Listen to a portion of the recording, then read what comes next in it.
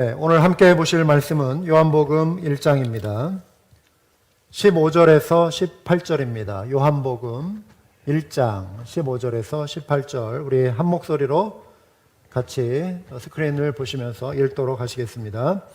요한이 그에 대하여 증언하여 외쳐 이르되 내가 전에 말하기를 내 뒤에 오시는 이가 나보다 앞선 것은 나보다 먼저 계심이라 한 것이 이 사람을 가리킴이라 하니라. 우리가 다 그의 충만한 데서 받으니 은혜 위에 은혜로라. 율법은 모세로 말미암아 주어진 것이요 은혜와 진리는 예수 그리스도로 말미암아 온 것이라. 본래 하나님을 본 사람이 없으되 아버지 품속에 있는 독생하신 하나님이 나타내셨느니라. 아멘. 우리 미국에는요, 우리 중학교나 이제 고등학교에 가보면 오케스트라가 있죠. 아이들이 이제 원하는 악기를 이제 선택해서 집에서 연습하고 또 학교에 와서 또 연습하고 이제 학기에 이제 한두 차례씩 또 연주를 합니다. 그러면 우리 가족들 또 부모님들 강당에 이제 찾아가서 그 연주를 지켜보게 되죠. 이제 그 악기를 연주할 때 악장을 맡은 우리 바이올린, the first chair라고 하죠. 제1주자가 이제 들어와서 조율을 합니다. 그래서 음을 다 전체적으로 현악기 같은 경우는 이제 맞추고 기다리면 또 우리 지휘자가 들어오죠. 그러면 그 지휘자가 이제 곡을 연주를 시작을 하는 것이죠. 이제 오케스트라 단원들을 이렇게 쭉 살펴보면 이제 그곳에 눈에 띄는 한 사람이 있어요. 저 같은 경우 종종 그 연주자를 보곤 하는데요. 뒤편 구석에 저쪽 그 뒤쪽에 그 심벌지를 치는 그런 연주자입니다. 그러면은 그 곡이 쭉 이렇게 연주되는 동안에 어느 순간에 한번 쾅 하고 심벌지를 올리고요. 또 이제 북을 쳐야 할 상황에서는 또 옆에 옮겨가지고 둥둥둥둥둥둥 이렇게 또 북을 치기도 하죠. 이와 관련해서 어릴 적에 읽은 한 이야기를 이제 좀 떠올려 보고요. 여러분에게 회상시켜 드리기 원합니다. 혹시 여러분 그 책을 혹시 뭐 교과서에서 읽어보신 기억이 있는지 모르겠는데요. 이제 초등학교에 이제 미니 오케스트라죠. 아이들이 여러 가지 악기를 맡아서 연주를 하는데 거기에 한 소년이 맡은 악기가 북이었어요. 큰 북. 그런데 다른 친구들은 좀 더 멋있어 보이는 그 악기를 연주하는 거예요. 뭐 피아노도 있고 또 뭐 다른 뭐 이렇게 소리를 내는 음을 맞춰서 소리를 내는 여러 가지 악기를 가지고 하는데 자기는 어쩌다 한번 그냥 빵 하는 큰 북을 맡은 게 어린 마음에도 이게 뭐지 싶은 생각이 드는 거예요. 아니 다른 친구들보다 별로 중요하지 않은 거, 그냥 별로 존재감이 없는 그냥 북 한번 치는 거, 이게 무슨 그 뭐 연주야 하면서 선생님이 자기에게 그걸 맡겨준 사실에 대해서 불만이 생긴 거예요. 좀 마음이 힘들고 그래서 그 연주에 대한 의욕을 잃어버리는 것이죠.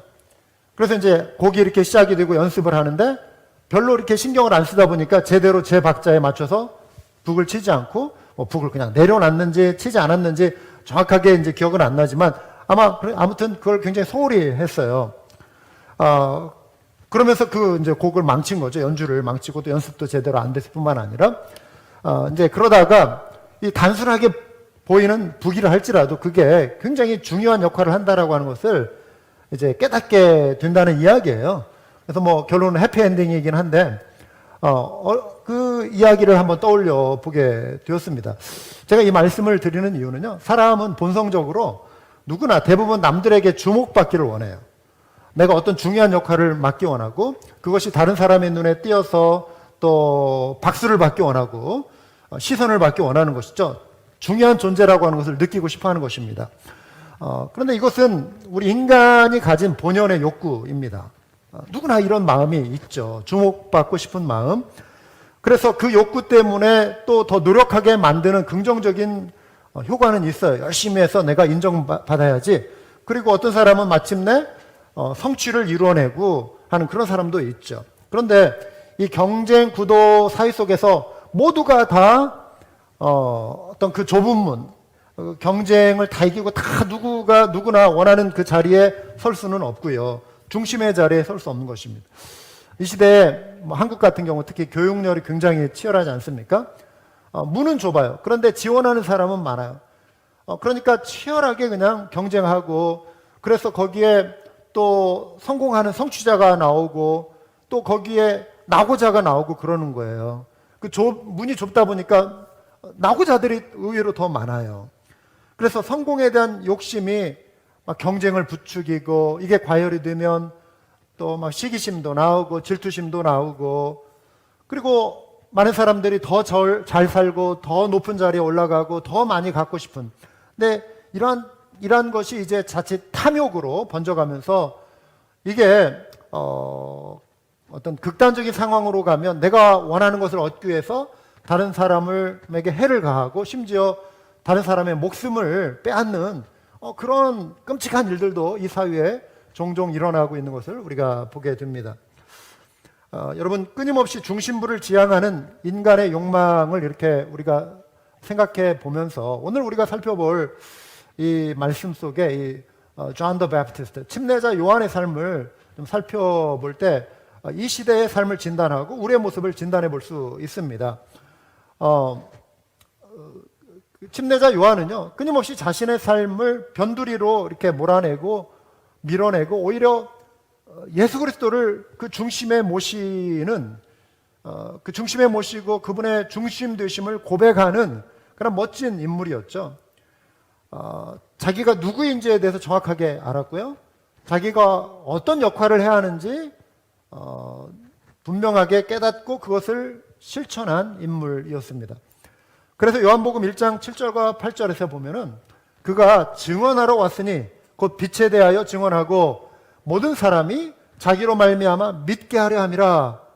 그는 이 빛이 아니요 이 빛에 대하여 증언하러 온 자라. 자기를 증언하러 왔다 이렇게 하지 않았어요. 그 빛을 증언하러 왔다. 그가 어떤 역할을 맡았는지 보여주고 있는 대목이죠. 이어지는 이제 15절 우리가 읽은 본문인데요. 여기에 보면 예수 그리스도가 중심이 되심을 이제 요한이 어떻게 증언하고 있는가 이걸 보여주고 있어요. 요한은 그리스도가 자신보다 먼저 계신 자이다. 이거를 먼저 선언하고 있습니다. 15절인데요. 요한이 그에 대하여 증언하여 외쳐 이르되 내가 전에 말하기를 내 뒤에 오시는 이가 나보다 앞선 것은 나보다 먼저 계심이라 한 것이 이 사람을 가리킴이라 하니라. 침례자 요한은요, 예수님이 태어나시기 전에 먼저 출생한 인물이에요. 여러분, 그 누가복음의 앞부분을 읽어보세요. 1장 부분을. 그러면은 침례자 요한의 친모, 어머니인 엘리자벳이 먼저 임신을 했어요. 나이 들어서, 그것도 하나님의 기적적인 임신이었어요. 그리고 이제 마리아가 그 친족 그 엘리사벳을 만나러 오죠. 그런데 요한이 출생은 예수님보다 분명히 앞섰는데 그 예수님이 나보다 먼저 계신 자다라고 지금 요한이 말을 하고 있는 것입니다. 이것을 이제 신학적으로 보면 그리스도의 선제, the pre-existence of Christ, 그리스도의 선제라고 말을 해요. pre-existence. 그러니까 이 땅에 육신으로 오시기 이전에 이미 하나님의 아들, God the Son, existed before he was born, before he came to the earth. 이 땅에 오시기 전에 이미 예수님이 pre-existed, 존재하셨다, 선재하셨다. 이거는 삼위일체 하나님, 성부 하나님, 성자 하나님, 성령 하나님을 이해하는데 굉장히 중요한 진술 가운데 하나입니다. 그러니까 요한이 이것을 정확하게 알고 있었고 진술하고 있는 거예요. 근데 예수님도 이것을 인정하셨어요. 요한복음 5장에 보면 유대인들과의 대화가 나오는데 유대인들이 이렇게 예수님에게 말해요.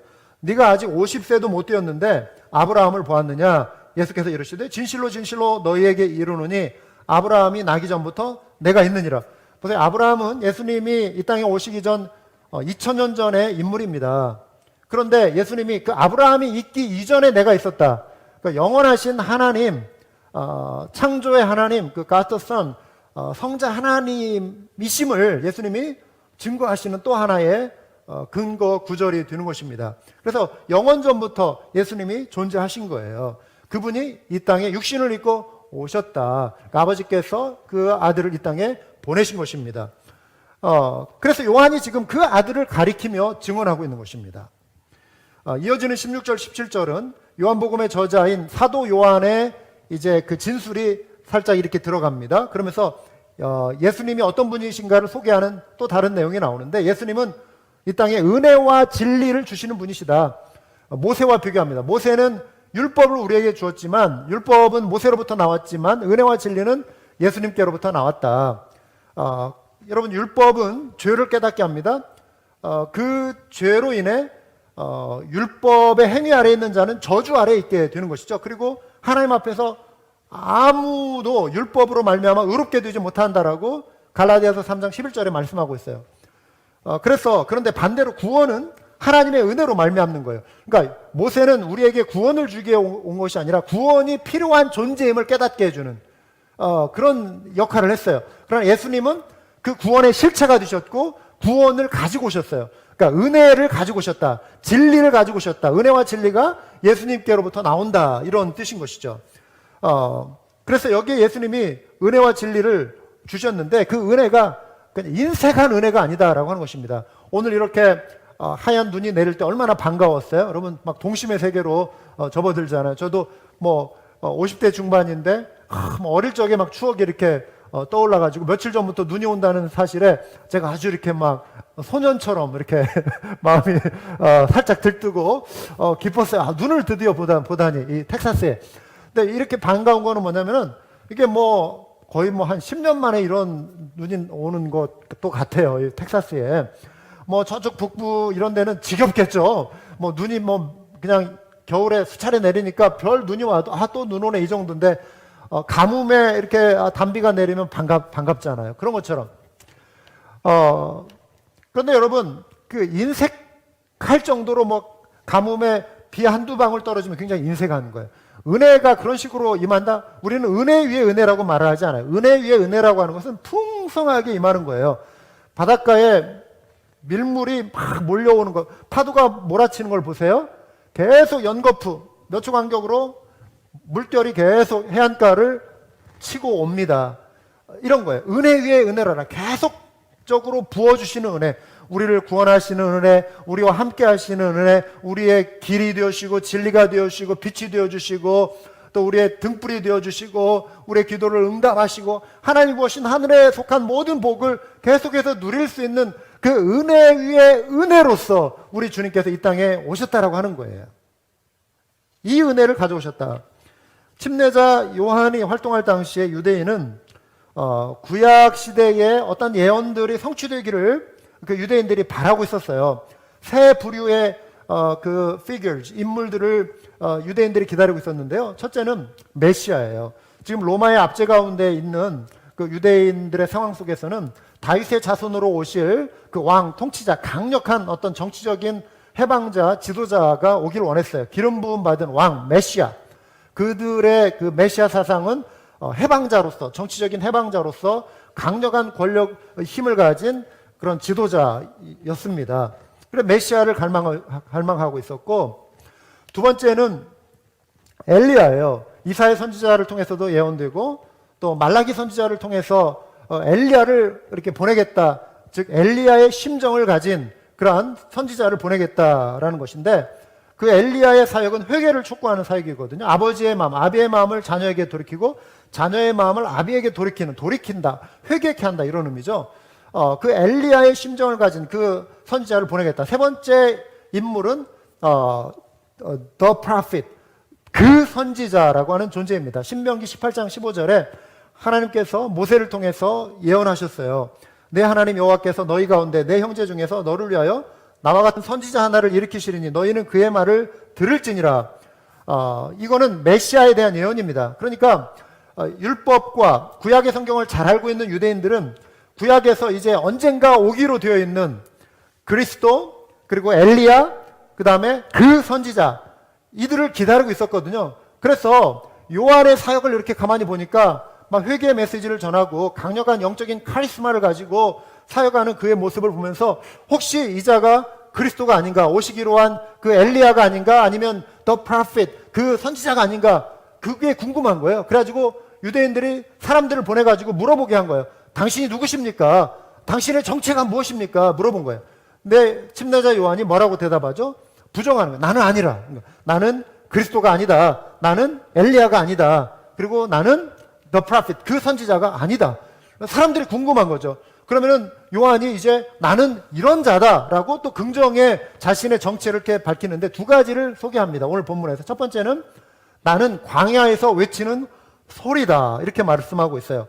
요한복음 1장 23절인데요. 나는 선지자 이사야의 말과 같이 주의 길을 곧게 하라고 광야에서 외치는 자의 소리로라. 이것은요, 이사야 40장 3절과 4절의 예언이 침례자 요한도 구약의 성경을 쫙 꿰고 있는 인물이었어요. 바로 그 이사야 선지자를 통해 말씀하시는 게 자기에게 성취되고 있고 이것이 자기를 향한 하나님의 부르심임을 확신하고 이사야 40장 3절 4절의 말을 그대로 인용하면서 내가 바로 이사야 예언자를 통해서 말씀한 바로 그 자다. I am the voice crying out in the wilderness. 나는 광야에서 외치는 a voice of one crying in the wilderness. 외치는 자의 소리다. 이렇게 그가 지금 말을 하면서요. 이어지는 그 내용이 뭐냐면은 이사야 40장 3절 4절을 이제 인용했는데 그 구절을 한번 보시면은요. 외치는 자의 소리여 이르되 너희는 광야에서 여호와의 길을 예비하라. 사막에서 우리 하나님의 대로를 평탄하게 하라. 골짜기마다 도두어지며 산마다 언덕마다 낮아지며 고르지 아니한 곳이 평탄하게 되며 험한 곳이 평지가 될 것이요. 자, 여러분 제가 이 성경의 내용들을 쭉 설명할 때 이유가 있습니다. 제 설교 스타일일 수도 있고 한데 이 성경적인 근거들을 통해서 이게 이제 이 시대에 그 시대에 어떤 의미가 있고 이 시대에 우리 삶에 어떤 의미가 있는가를 펼쳐가기 위해서 이제 성경적인 근거들을 제가 먼저 이렇게 소개합니다. 여러분 요한은요 여기서 마치 여러분 토목공사 여러분 아십니까? 이 도로를 정비하고 언덕을 깎고 막 굴을 뚫고 땅에 기초를 놓고 하는 이게 토목공사예요. 건물을 질 때 도로공사를 할 때 토목공사가 중요합니다. 골짜기를 메우고 그렇죠. 그 다음에 높은 곳과 언덕을 막 깎아버리고 자갈길을 골라서 길을 만든다. 평탄한 길을 만들려면은 그런 작업이 필요해요. 여러분 여행하면서 다니면은 그런 뭐 절벽을 이렇게 산을 깎아가지고 길을 뚫어서 옆이 그냥 절벽처럼 이렇게 되어 있는 데 있고 한국 같은 경우는 대관령을 옛날에 막 산을 넘어갔는데 터널을 뚫어버렸잖아요. 그리고 골짜기 위에 다리 공사를 했어요. 기가 막히더라고요. 한번 이렇게 가봤는데 시간도 굉장히 단축되고 한국 토목공사 기술이 참 탁월한 것 같아요. 아무튼 길을 뚫는 작업.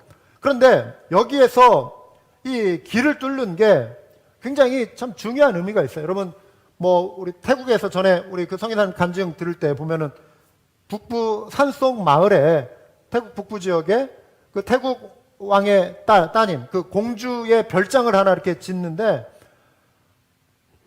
보니까 길이 너무 이게 차가 다니기에 굉장히 이렇게 좋지 않은 거예요. 그래가지고 별장이 들어오니까 그 지방 관리들이 나와가지고 지방정부에서 그냥 포크레인 들고 와가지고 막 그냥 트럭 대동해가지고 길을 쫙 뚫어놓은 거예요. 그래서 험난한 그 산길이 차들이 쫙 다니기 좋은 아주 평탄한 길로 이렇게 작업을 이렇게 해놓는 거죠.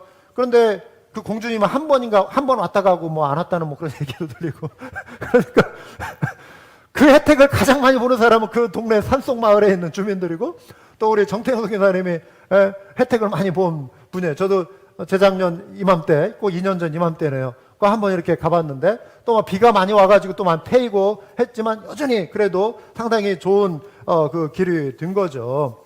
여러분 하나님의 대로를 평탄케 한다라고 하는 것은요 여기에서 이제 우리가 이제 적용해 보는 거는 우리 마음에 굴곡들, 이 골짜기, 높아진 거, 교만으로 높아진 거, 좀 걸러내야 할 어떤 죄악들, 뽑아내야 할 어떤 그 쓴뿌리들, 이런 그 작업을 우리 마음에서 먼저 해야 한다는 거예요. 그래서 상처의 깊은 골짜기, 어떤 미움, 쓴뿌리, 그런 골짜기를 메우고 또 높아진 교만의 마음을 깎아내고 불필요한 어떤 죄악의 요소들을 다 걸러내면서 왕이 임하시도록, 왕 되신 예수 그리스도가 우리 가운데 임하시도록 대로를 우리 마음에 만드는 것이죠. 왕을 맞이할 준비를 하는 거예요.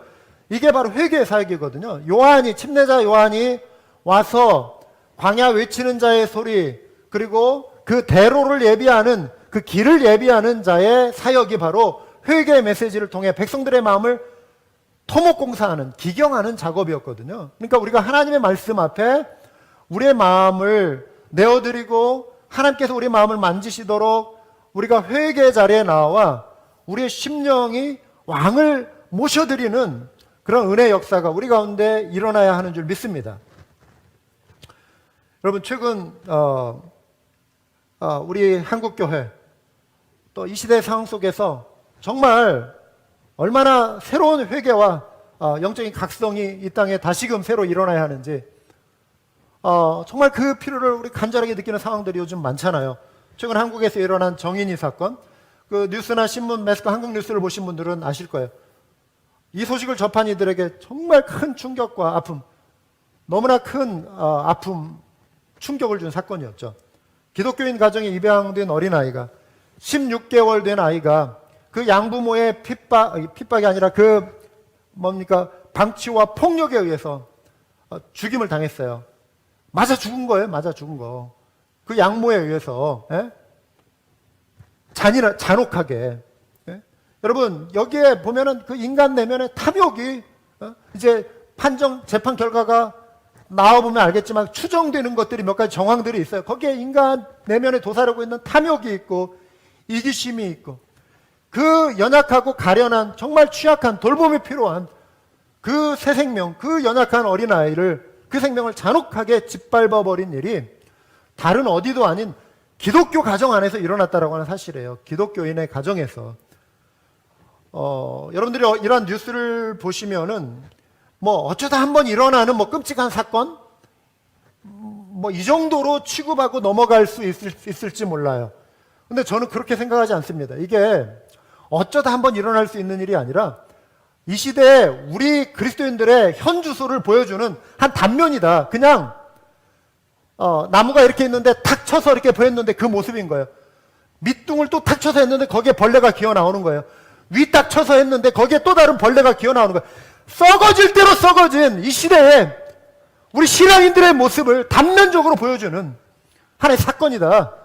그냥 어쩌다, 나머지는 다 건강한데 어떻게 한번 툭 찔렀는데 거기에 벌레 한 마리 나온 게 아니라 썩어질 대로 썩어서 거기에 군뱅이들이 기어다니는 그 모습을 보여주는 단적인 사건이 아닌가, 저는 그렇게 보고 싶습니다. 그렇게 보여져요.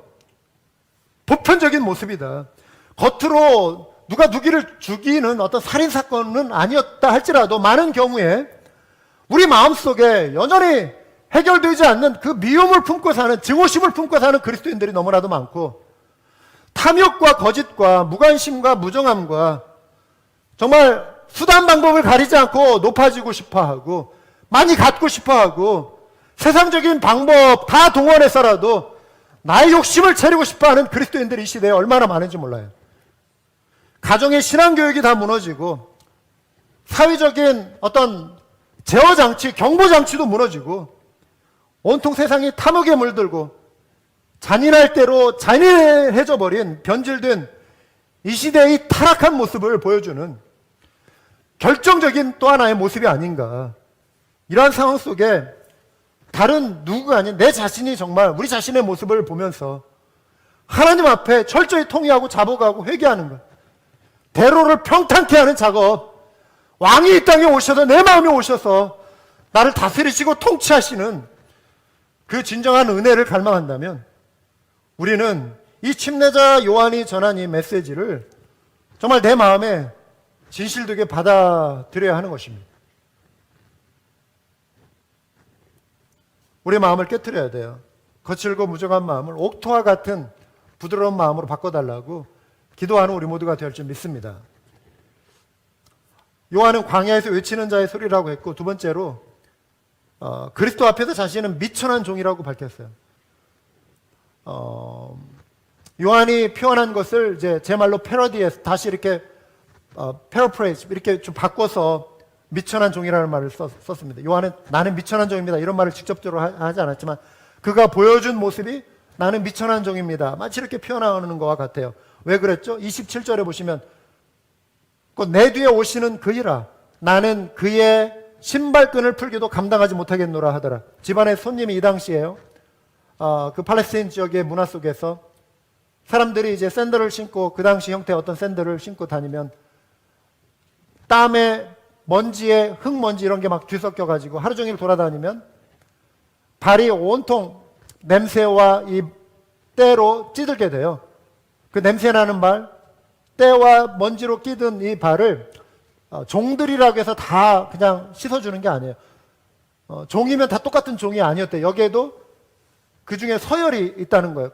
거기에서 가장 서열이 낮은 종이 하는 일이 손님의 발을 씻어주는 거예요. 발을 씻으려면은 그것도 샌들 끈도 또 풀어줘야 하나 봐요. 발을 씻는 거예요. 물을 가지고 와서. 냄새나는 다른 사람의 발을 만지는 거예요. 종의 역할이었다라고 하는 것이죠. 그런데 그 역할도 감당하지 못할 만큼의 저는 비천한 자 중에 더 비천한 종입니다. 낮고 낮은 자입니다. 이런 뜻이에요. 철저히 요한은 자기 자신의 역할을 알았죠.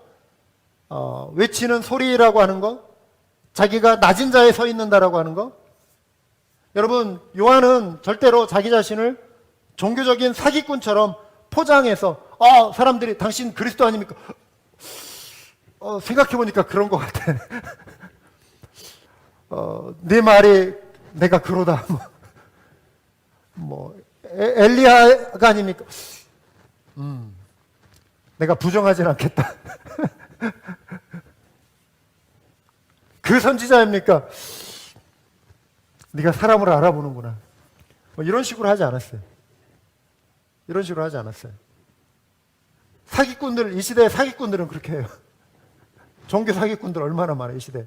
가짜. 말로 그냥. 이단들. 예수님의 이름을 팔아 자기 영광을 취하는 사람들. 종교 사기꾼들. 여러분, 우리는 소리와 말씀을 구분해야 합니다. voice, word. 소리와 말씀을 구분해야 합니다. 소리에는 바람 소리도 있고, 비행기 날아가는 소리도 있고, 자동차 지나가는 소리도 있고, 비 내리는 소리도 있고 그래요. 소리가 있어요. 여러분, 어떤 의미가 없는 소리들이 많아요. 근데 메시지는 의미가 있는 거예요. 그렇죠? 메시지는 어떤 의미가 있는 거예요. 그래서 메시지라고 그래요. 어떤 뜻이 있어요. 여러분, 어떤 목소리, voice에 어떤 word가 담기느냐가 중요한 것입니다. 그러니까 voice는 사실 의미가 없어요. 목소리가 크다, 작다, 이 자체는 의미가 없어요. 어떤 내용을 크게 말하느냐, 어떤 내용을 작게 말하느냐, 그 내용이 중요한 거예요. 그러니까 요한이 나는 소리입니다라고 할 때 그 의미는 없어요. 그게 나는 아무것도 아니에요. 그냥 나는 어느 한 메시지를 가지고 그것을 전달하는 소리입니다. 이게 중요한 거예요. 그 워드가 중요한 거예요. 그래서 소리 자체보다 이 메시지, 광야에서 외치는 자의 소리, 구원자를 소개하는 메시지, 그것을 전달하는 나는 도구일 따름입니다. 도구일 따름입니다. 이거거든요. 여러분, 우리가 중심 되신 그리스도를 모신다는 건요, 우리 역시 복음의 메시지를 전달하는 소리가 된다는 걸 의미하는 거예요. 우리는 소리일 뿐이에요. 내가 메시지가 아니에요. 메시지를 삶으로 드러낼 필요는 있어요. 그러나 메시지의 근원이 아니에요. 그 메시지를 전달하는 역할이지 내가 메시지를 만들어내는 사람이 아니에요. 메시지는 예수 그리스도예요. 메시지는 예수 그리스도가 가져오신 그 은혜예요. 진리예요. 우리의 음성 안에 생명 되시는 그리스도를 담아내면 그 목소리가 생명을 살리는 목소리가 되는 거예요. 소리는 그 자체로 의미가 없어요. 메시지가 중요해요. 여러분, 목소리가 아무리 좋고 외모를 아무리 멋있게 치장해도 그 입에서 나오는 그 메시지가 사람을 힘들게 하는 메시지, 사람을 망가뜨리는 메시지, 사람의 영혼을, 정신을 파괴하는 그런 메시지면 그 외모, 그 소리 자체는 의미가 없는 거예요. 무슨 소용이 있겠어요? 우리는 우리의 중심 되신 그리스도를 늘 인정하고 모시며 기뻐하는 메시지를 전해야 할 줄 믿습니다. 생명을 살리는 복음의 메시지를 전달하는 소리가 되어야 하는 것입니다. 그래서 우리는 종과 주인의 역할을 알고 처신해야 돼요. 우리의 역할은요, 무대의 중심에서는 주인이 아닙니다. 중심에 계신 주인을 섬기는 가장자리의 종이에요. 이거 우리 일평생 우리 기억해야 합니다. 때로 우리가 어떤 성취를 할 수 있고요, 어떤 칭찬받을 만한 일을 할 수도 있습니다. 그런데 내가 받을 영광이 아닌 하나님의 은혜임을 먼저 기억할 필요가 있고요, 끊임없이 우리가 주님을 섬기는 과정에서도 마찬가지입니다. 오직 영광은 주님께 속해 있음을 고백할 수 있는 우리가 되어야 할 줄 믿습니다. 예수님의 이름을 이용해 예수님의 이름을 팔아서 내가 어떤 명예를 누리고 영광을 누리고 싶어하는 그 탐욕을 경계하고 정말 내 마음에 진지하고 진실한 그런 자세로 그것을 가려내고 걸러낼 수 있는 우리가 되어야 할 줄 믿습니다. 그래서 우리 스스로에게 침례 요한처럼 외쳐야 돼요. 나는 소리입니다. 나는 무익한 종입니다. 나는 아무것도 아닌 존재입니다. 변두리에 서기를 여러분 진심으로 기뻐할 필요가 있어요. 그리고 그것을 사명의 자리로 아는 사람은요, 조명을 받지 못하는 거에 대해서 불평이 없습니다. 언젠가는 내가 저 중심에 서야 하는데 저 중심에 서 있는 사람들이 막 부러워 보이고 하면 우리 마음이 막 불편해지기 시작해요. 그런 비교의식으로부터 자유한 사람이 얼마나 이 땅에 많이 있겠어요. 끊임없이 우리도, 저 자신도 이 비교의식으로부터 완전히 자유하지 못해요. 그런데 경계해야 돼요. 걸러내야 합니다. 싸워야 하는 것입니다. 물리쳐야 하는 것입니다. 우리의 기쁨은 주인공 되시는 그리스도께서 조명받으시는 거예요. 영광 받으시는 거예요. 주님의 일을 감당하는 우리는 처음부터 이 마음으로, 우리 사역자 여러분, 우리 신학생 여러분, 목회의 길을 걸을 여러분, 이 마음으로 사역의 길을 감당하시기 바랍니다. 우리 모든 성도님들 이 마음으로 섬김의 길을 감당하실 수 있길 바라요. 침례자 요한의 마음을 닮아야 합니다. 그 고백의 절정이 요한복음 3장 29절과 30절이에요. 신부를 취하는 자는 신랑이나 서서 신랑의 음성을 듣는 친구가 크게 기뻐하나니 이는 나는 이러한 기쁨으로 충만하였노라. 그는 흥하여야 하겠고 나는 어떻게 되어야 하리라? 쇠하여야 하리라 하니라. 요한이 남긴 유명한 어록 가운데 하나, 가장 유명한 어록 중에 하나. 그는 흥하여야 하겠고 나는 쇠하여야 하리라.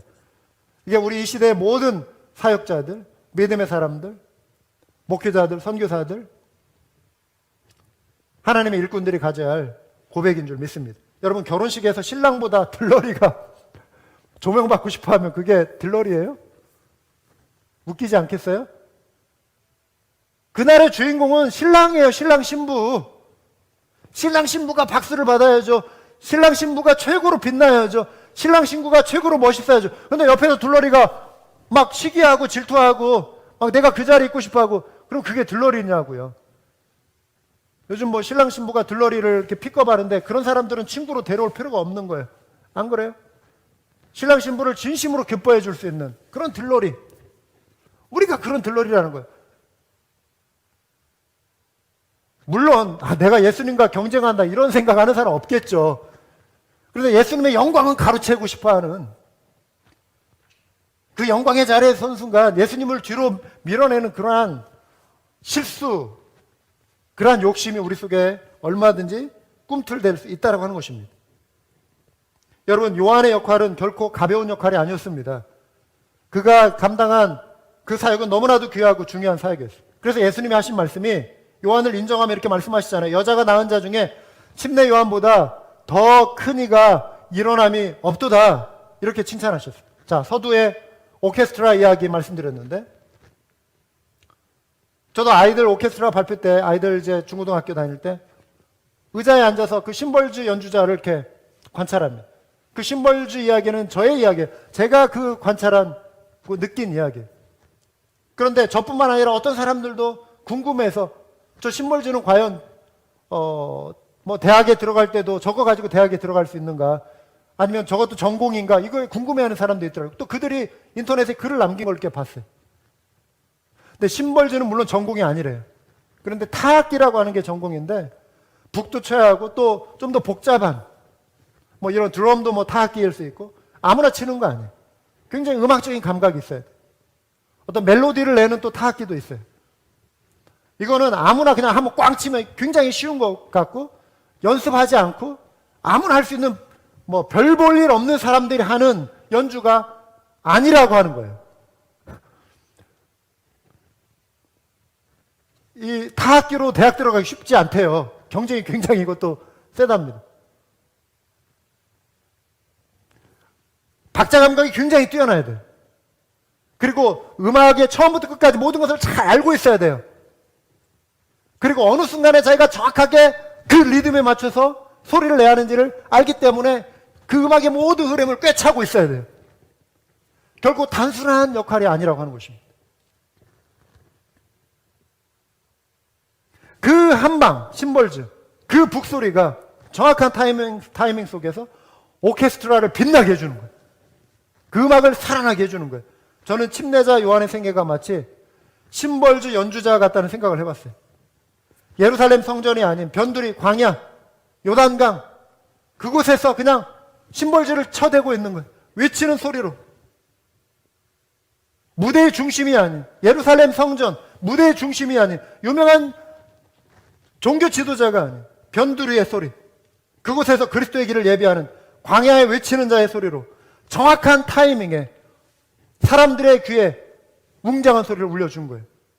이사야의 예언이 있고 700년 뒤에, 말라기의 예언이 있고 400년 뒤에 그 수많은 사람들 중에 하나님이요 딱 한 사람을 고르신 거예요. 그 한 사람을 고르신 거예요. 침례자 요한을 선택하셔서 광야에 주의 길을 예비하는 자로 그 이사야 선지자의 예언의 성취, 말라기 선지자의 예언의 성취를 이룰 그 한 사람을 픽업하셨다라고 하는 거예요. 그리고 요한은 자기의 그 역할을 정확하게 알고 변두리에서 그 역할을 의연하게 감당했다라고 하는 것입니다. 여러분, 그 자리가 중요하지 않아서 아무나 그 자리에 세운 것이 아니라 너무나 그 사명이 중요하기 때문에 하나님이 요한을 맡기신 거예요. 하나님이 우리 모두를 부르실 때도 마찬가지입니다. 하나님을 우리 모두에게 오케스트라의 뭐 지휘자로 부르거나 뭐 퍼스트 바이올리니스트 뭐 악장으로 부르거나 뭐 이런 어떤 눈에 띄는 막 그런 그런 연주자로 부르시지 않았어요. 모두를 그렇게 부르시지 않았어요. 정말 저 뒤에 북 하나 치는 뭐 트라이앵글 하나 치는 그런 사람으로 부르셨을 수도 있어요. 그러나 필요해서 또 그 역할이 중요하기 때문에 하나님이 부르시고 우리를 사용하신다고 하는 것입니다. 사랑하는 여러분, 부르시는 교회 하나님이 섬기도록 맡겨주신 사명, 세상이 아닌 하나님이 인정해 주시는 자리입니다. 사람들의 인기나 명예나 물질이 사역의 동기가 되지 않아야 합니다. 따라서 그리스도인이 되는 순간 우리는 탐욕과 맞서 싸우고 정직하고 의롭고 순결한 삶을 향해 발걸음을 옮겨갈 줄 믿습니다. 결론입니다. 사랑하는 여러분, 교회를 섬길 때 눈에 띄지 않는 정말 힘들고 어려운 일을 우리가 맡아야 할 수도 있어요. 그러나 하나님이 감동 주실 때 아멘으로 순종하실 수 있길 바랍니다. 어느 병원에 이런 글귀가 있다고 해요. 하나님이 영광을 받으신다면 누가 명예를 얻든지 마찬가지다. 하나님이 영광을 받으신다면 누가 영광을 얻든지 명예를 얻든지 마찬가지다. 우리 모두가 이 마음을 가졌으면 좋겠습니다. 이 마음으로 주님을 섬겼으면 좋겠습니다. 그리고 나는 내가 위치할 그 소리를 내면 돼요. 내가 서 있어야 할 그 위치에 서 있으면 돼요. 내가 섬겨야 할 그 역할을 감당하면 돼요. 오직 중심 되신 그리스도를 높이는 우리 모든 믿음의 사역자들 다 되시기를 주님의 이름으로 축원합니다. 우리 한번 기도하시겠습니다.